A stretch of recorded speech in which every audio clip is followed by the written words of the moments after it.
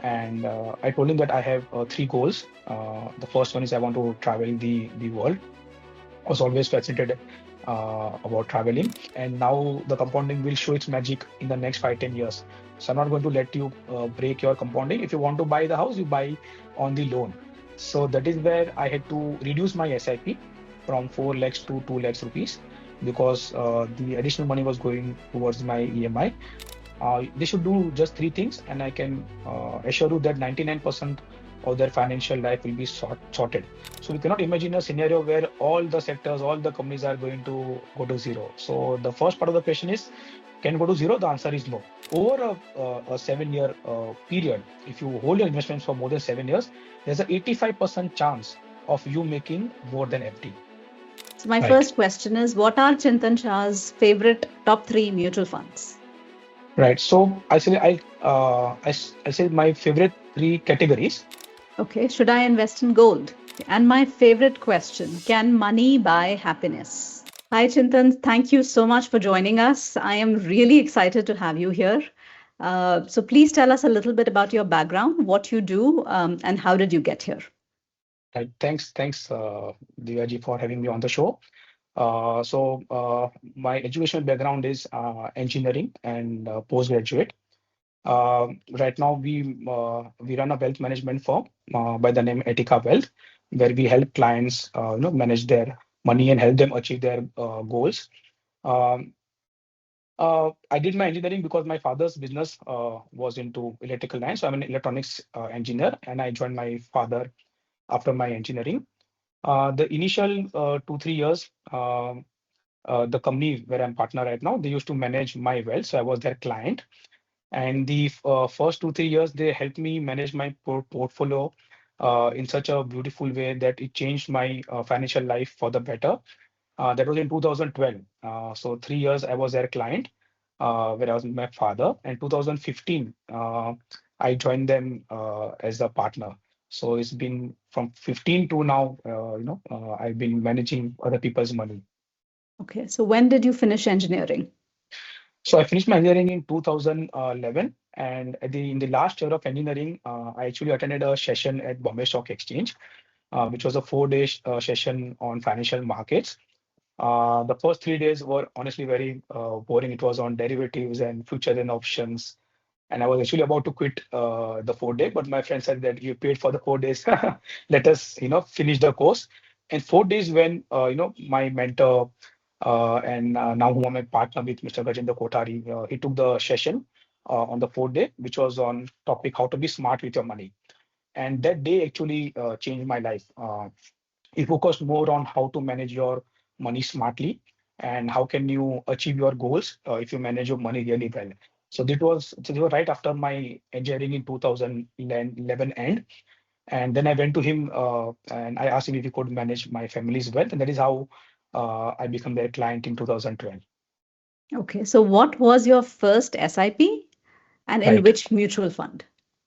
Right. So before joining my father, I went to Edelweiss. I did internship uh, in equity research, and my stipend was 10,000 rupees. It was in 2012 starting, and I started a 5,000 rupees SIP out of that 10,000 rupees.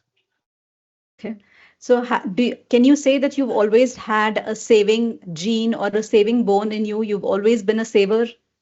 Right. So let me put it this way that I come from very humble background, and when I was young, my mom taught me the concept of delayed gratification. And I can give with an example that whenever I wanted to buy a new toy or fancy chocolates and cars, and she used to say me that you need to wait for certain number of days because we don't have money immediately kind of available, or you have to do some task and then you have to be rewarded with the thing which you want to buy.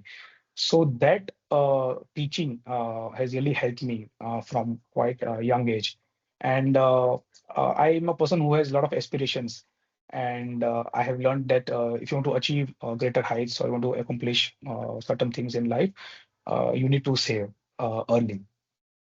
So Okay, so I you can say that. Yes. Yeah, so I think I'm going to take it as a yes. You've always Yes. been a Yes. saver. Okay. So Yes. from savings to investments, tell me, how did that journey begin? Especially now that you've mentioned that you attended Gajendra's session, how did your Right.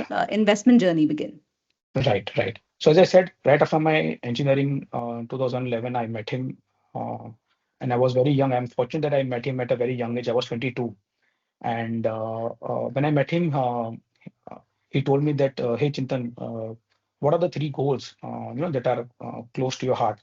And that was the first time any, financial advisor was talking about goals to us as a family, because the previous one where my father was dealing with only talks about product. ये policy ले लो, उसमें इतना मिलेगा, or this is a new scheme on the block, should invest in that. And he was someone who was actually talking about goals. And I told him that I have three goals. The first one is I want to travel the world. I was always fascinated about traveling. Second was I wanted to move back to South Bombay. So we used to stay in South Mumbai part, but then due to financial constraint, we had to move to suburbs. And my mom and dad were from South Bombay. They had wished that one fine day they want to move back here, because the entire friend circle was from this area. And the third one was I wanted to attain financial freedom. So I mentioned to him that these are the three goals that I have and I want to achieve in my life. And he said that, hey, why don't you do one thing? Just give me all the investments that you and your family have done over the years. So this was 2012. So I got actually two bags of all the documents. So we had LIC policies, FDs, PPF, direct equity, demat accounts. And he said, come after uh, 2 months. And in those 2 months, what he did an exercise of the goals I wanted to achieve, the money which I had invested in different asset classes, and then he helped me reshuffle the portfolio. So from, let's say, the asset classes which were not giving high returns, we changed those asset class. To give you an example, we surrendered all the 27 LIC policies that me and my father had on our name, and we bought a term insurance in that place. What it did is, we were paying 5 lakhs premium per annum for a 50 lakh insurance cover through LICs. But because we bought a term insurance, was quite cheaper. We actually paid 25,000 rupees per annum only. So my premium went down from 5 lakhs to 25,000 rupees. So the remaining 4 lakh 75 went towards SIP to fulfill the goals which I mentioned to you. Similarly, I surrendered my PPF as well because that was giving me 7% return, and it had a 15-year lock-in. And Gajendra explained me that when inflation is around that number and your returns are not even beating inflation, your purchasing power is going down. So I redeemed PPF. I invested that into mutual funds to fulfill my goals. So the 2012 to 15, the 3 years where I was a client with Etika, my entire financial life changed for the better, and he helped me actually travel 16 countries in those 3 years. And the way I saw my financial life going so good, I thought, why not I help my friends, family, relatives, help them money in a better way. And that is when I asked him that, can I join you on the other side of the table? And in 2015 is when I left my father's business and I joined them as the partner. Okay, so from 2012, when you met Yes. Gajendra sir, you have been doing an SIP of 4.5 lakhs. Is that correct? So I started with 5,000 in 2012 from my first stipend, which I did for 6 months. And then I gradually increased to 50,000, 1 lakh as my income from my business kept on growing. It went all the way to 4 lakhs until 2022. Okay, awesome. And then when did you think of buying a house or doing other things that you have to do in life to Right, make this right, a right, fulfilling life?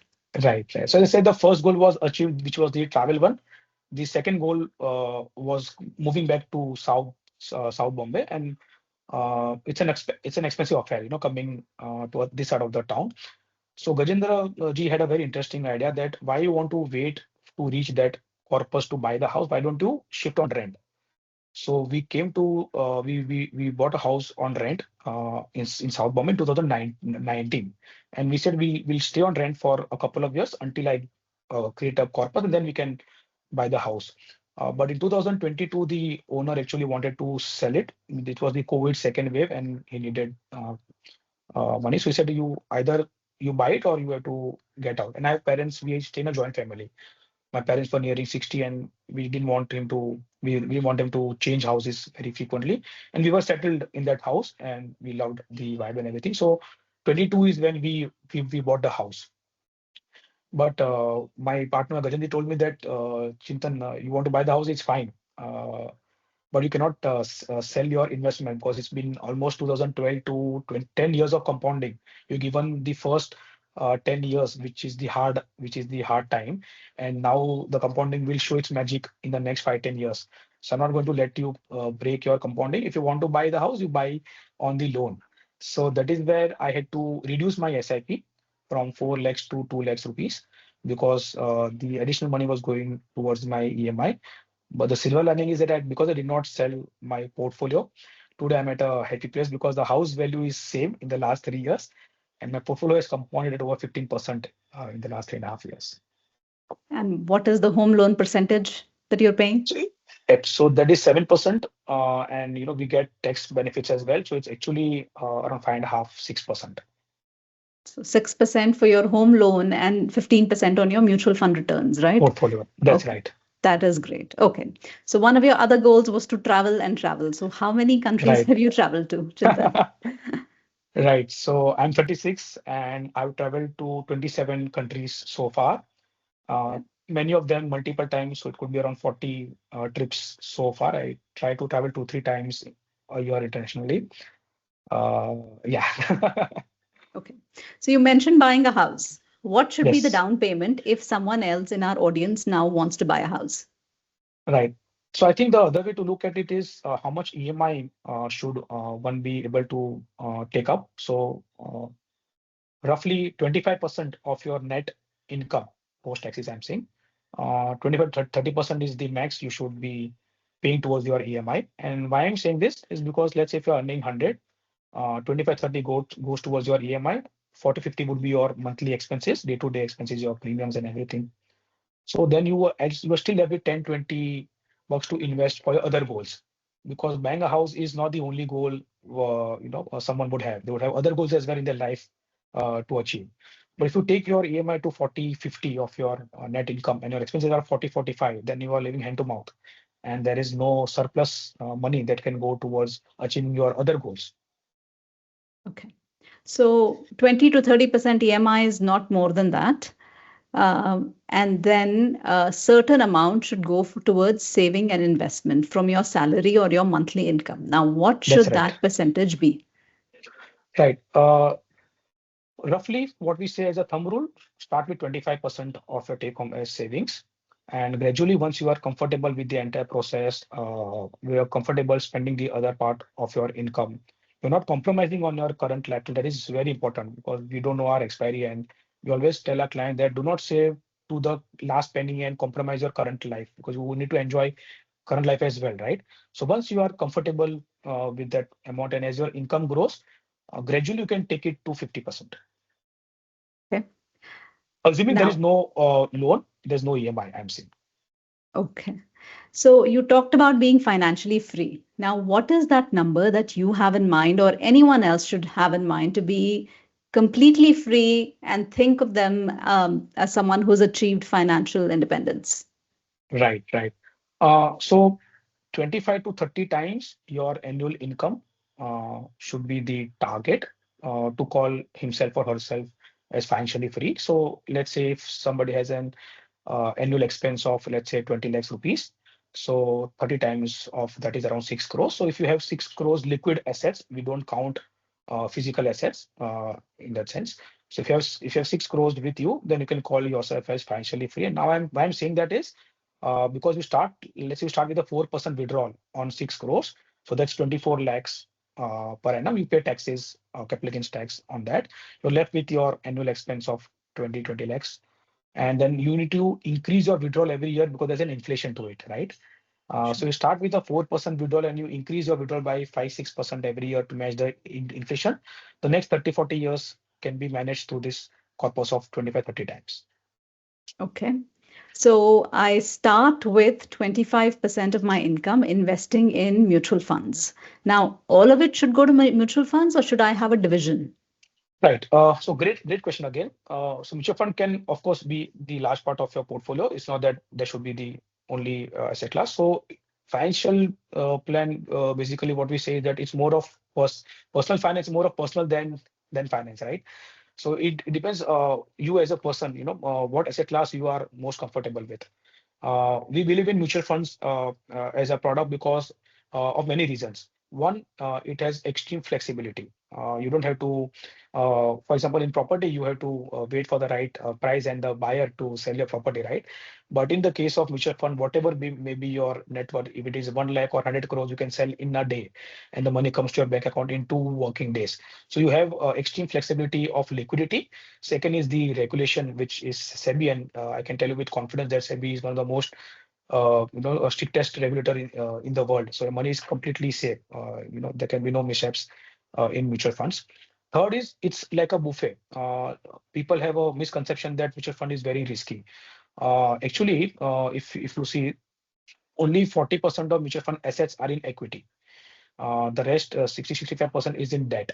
So mutual fund has an option right from 1 day investment, which means if you want to invest on Friday and pull out the money on Monday, still you can make interest on that money.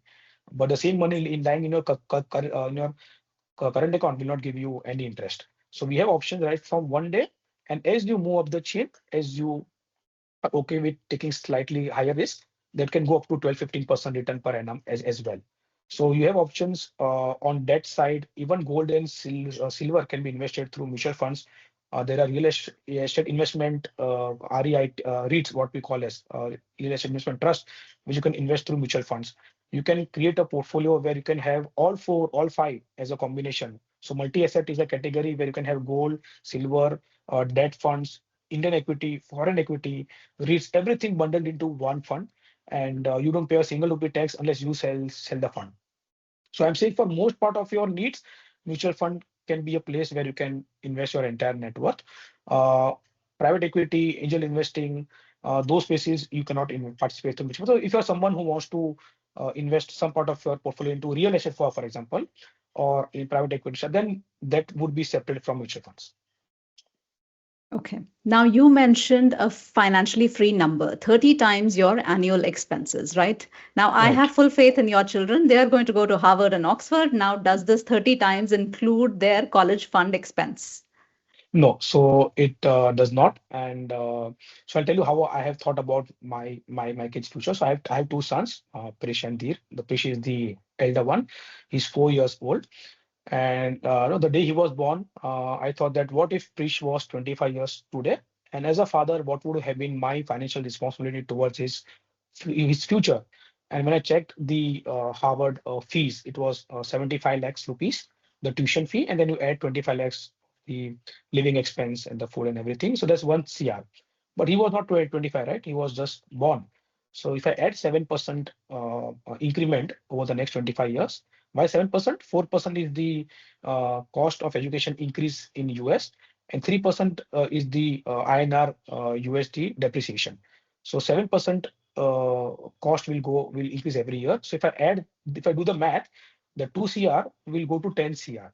So the day he turns 25, and if he were to pursue universities like you mentioned, he would need a 10 crore corpus. If I do the reverse calculation of that, the number comes to 50,000 monthly SIP. So if I do a 50,000 monthly SIP, and if that SIP compounds at 12% per annum, then over the next 25 years, this is reach corpus of around 10 CR, and he'll be able to manage the fees. Now it's very far in the future. So let's say if he doesn't want to pursue post graduation, but he wants to start his own business, then this could be used as a funding for his business. Or if he wants to buy a house or spend on his marriage and things like that, then he can use this corpus. But as a father, my responsibility ends there. Okay. So this So has been I've done. added this. Sorry, so I've Yeah. added this 50,000 SIP for both my sons into the annual expense to reach that 30 times what you just mentioned. Okay. Awesome. All right. So people keep talking about risk in mutual funds. Mutual funds are risky, risky. So I want to understand, is it the volatility that it's going to go up and down, or is my money going to go to zero and I'm never going to see a penny again? What does it mean when they say mutual funds are risky? So let's again break down mutual funds into different categories. As I said, there are various options in mutual fund. So the first part is the debt mutual fund, which is an alternate to your fixed deposits, right? Now, if you invest your money into debt mutual funds, it again invests into different securities, and it is not linked to market at all. So that money you can say is extremely safe, the debt part. The volatile part which you mentioned is the equity part, right? And what is equity? Equity is nothing but you are investing into other businesses. If you want to participate in Indian equity market, there are two options available to you. One is you open your own demat account with any listed broker, and then you buy and sell as per your knowledge, your understanding of the company, or advice from some friends, family, right? If you buy certain companies on your own, that can go to zero. The answer is yes, because you're betting on specific a couple of companies, right? But if you're investing through a mutual fund, right? As per SEBI regulation, any mutual fund cannot invest into a particular company more than 10% of the assets. The moment a fund manager buys a company and it goes about 10% because of price appreciation, he has to trim beyond 10%. So that is the diversification angle. And broadly, if you see mutual funds in India, they invest into 50, 60 businesses. So let's say when you construct a mutual fund portfolio, you would be investing into 4 or 5 mutual funds, right? Different styles of mutual funds. So broadly, you're investing into 250, 260 companies of India, right? Now, can you imagine a scenario where all those 250 companies are going to zero? The answer is absolutely no. If the day were to happen, then India, the state would be very bad, like Bangladesh and things like that. So to answer your question, a mutual fund cannot go to zero. It's not possible. Okay. Plus, So if you that see, all the mutual funds invest in different sectors. Companies are from different backgrounds, different products. Some are manufacturing, some are from pharma, banking, IT, technology, consumption, right? So it's so diversified that it is impossible for them to go down to zero. okay. So how do I start my investment journey? What are your recommendations? Right. So let's say anyone is starting fresh. It's day one for them. They should do just three things, and I can assure you that 99% of their financial life will be sorted. The first one is to start with is buying a term insurance, because if something happens to the bread earner of the family, then who is going to pay the SIPs or the premiums for the other goals, right? So first thing to do is to start buy a term insurance. Roughly, we say 20 times your annual income, which you file as income tax. You should be able to buy the cover of that amount. You cannot include your dividends or your rental income into that income, right? So it has to be your hard-earned money, and 20 times of that should be able to cover. After doing that, the second one is to buy a health insurance. Again, we have seen that particularly the middle class families are just one hospitalization away from using their entire savings, right? And that is why I say that health insurance is extremely important for everyone. So have a insurance firm, a company. In all likelihood, which hospital you are going to be hospitalized near your area, just make sure that the company has a cashless tie-up with that hospital.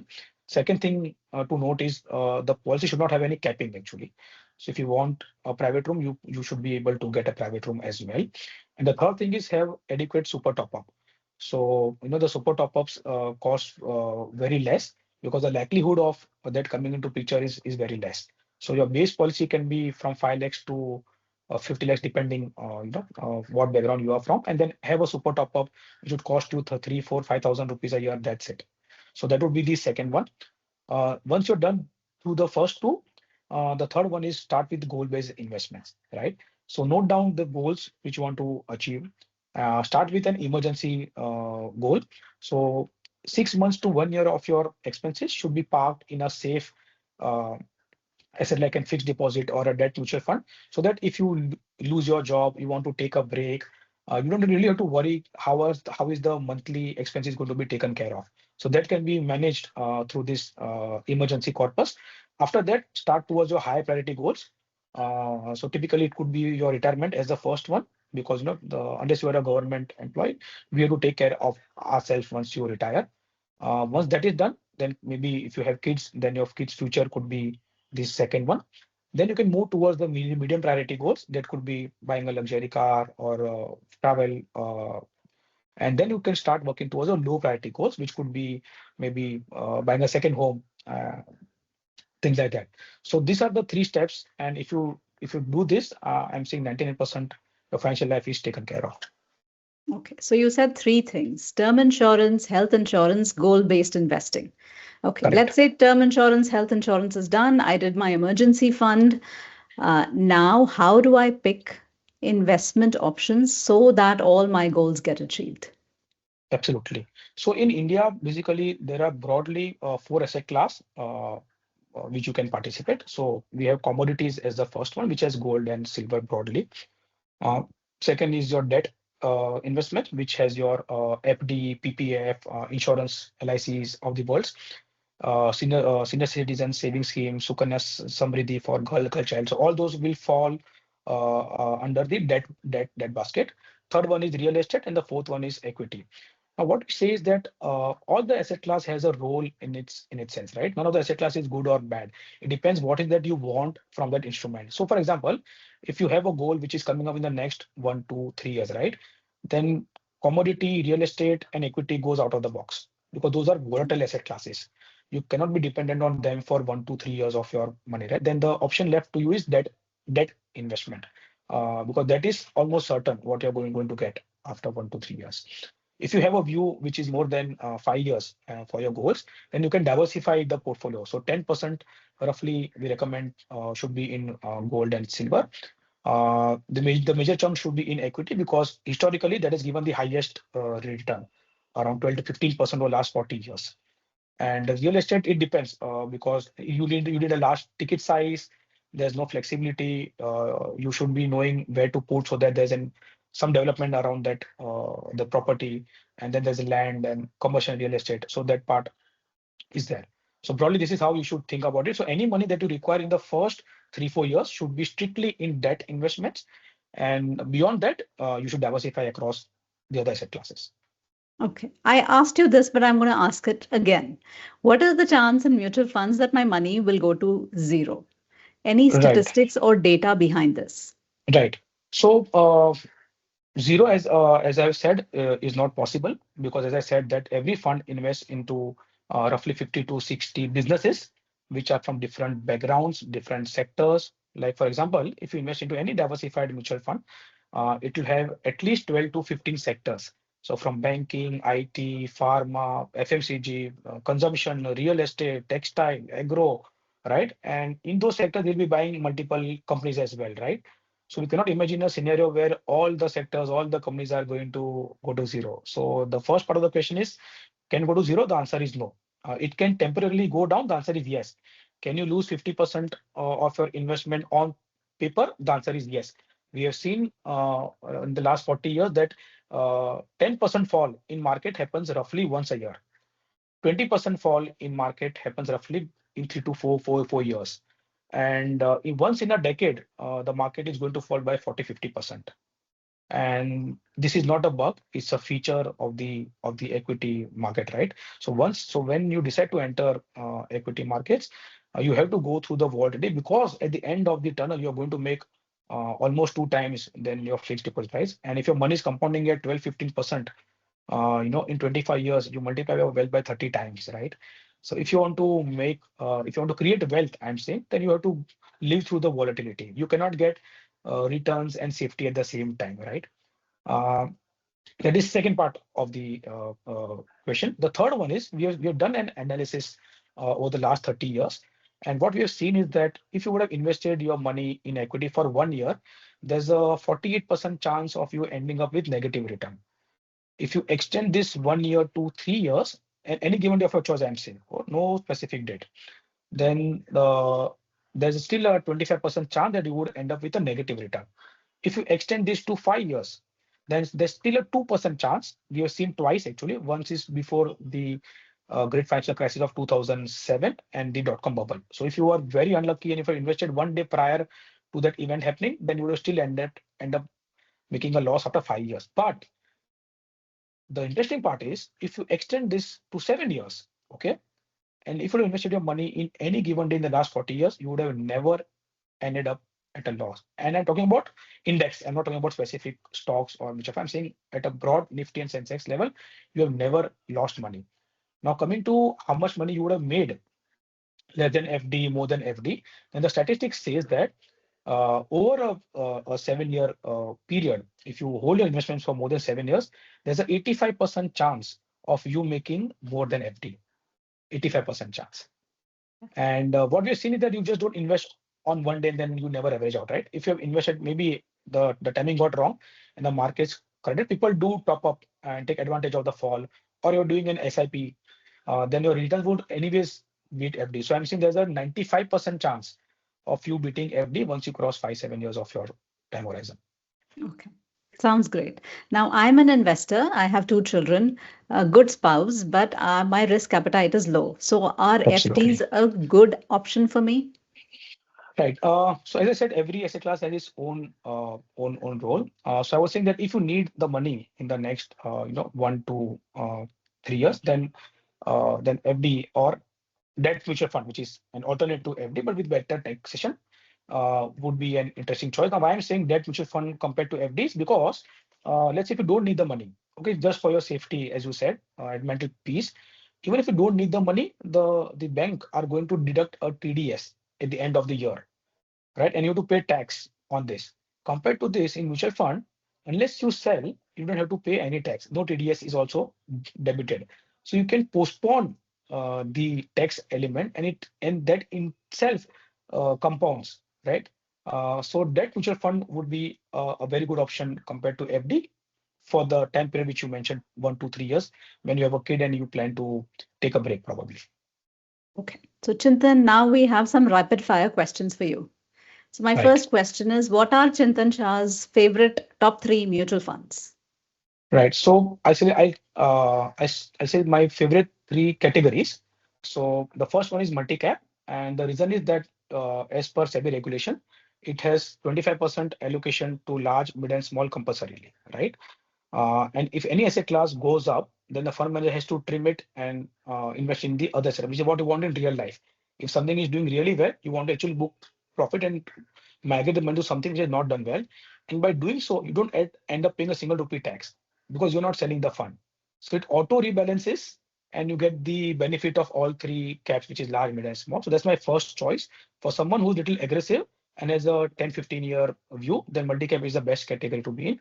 The second one, you can complement this with flexi cap funds because here the fund manager has got the leeway to move between large, mid, and small wherever he finds comfort. There's no capping or there's no restriction at all. So it's completely up to him. Wherever he finds opportunity, he can move the money. And the third one is small cap. Now, again, this is because I have a huge risk appetite. Why I'm saying small cap? Because if you see a lot of new companies which are being listed, and we're seeing a generation of startups in India, right? Where more people are pursuing startups rather than opting for job. And all those companies are being listed in the small cap space because the large and mid are restricted to 250 companies only, and small cap starts from 251 all the way to 5,000. So we have a lot of new companies coming up in that space, and many companies are the biggest in their industry in the small cap space. So of course you need to have a certain risk appetite for small cap, but it has the highest drawdown. But you end up also making great returns in that space. Okay. Should I invest in gold? So we say 10% of your net worth should be in gold, but that is a fantastic instrument to hedge against any uncertainty happening in the world, in the country. So 10% of your net worth should be in gold. Should I invest in silver? Uh, I would say no at this point of time because people are feeling missing, they missed the bus and it's gone up more than 4 times in the last 1 year, and you should not chase actually past performance. So I would say you can avoid silver for now. Maybe in future when it is normalized, you can add it. Okay. And my favorite question, can money buy happiness? Right. So there's a very interesting quote I read somewhere which says that money is number and there's no end to number. if it was money to buy happiness, then the search for happiness would never end. But saying this, what I have experienced, that yes, money does buy happiness because it helps you achieve a lot of your goals, right? But that is up to a number, and you have to be content with that number. Beyond that number, if you fall into the greed trap of just doubling or making more money, that will not add any incremental, happiness to your life. Because my biggest learning so far is that you have to get rich only once, and people don't understand this statement. What I mean by that is, we have seen many examples where people have gotten rich, but they've not stayed rich. And you can see many people from sports, uh, actors, all who had reached a very nice state in finance, and then they lost everything because then they went to the greed game of then diversifying the money, investing in various things which they don't understand.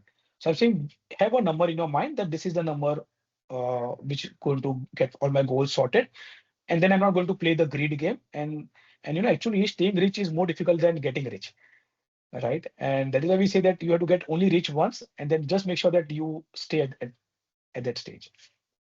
Brilliant answer, Chintan. I think everyone would have learned a lot. Thank you so much for joining us. It's really, truly appreciated. Thank you so much for having me.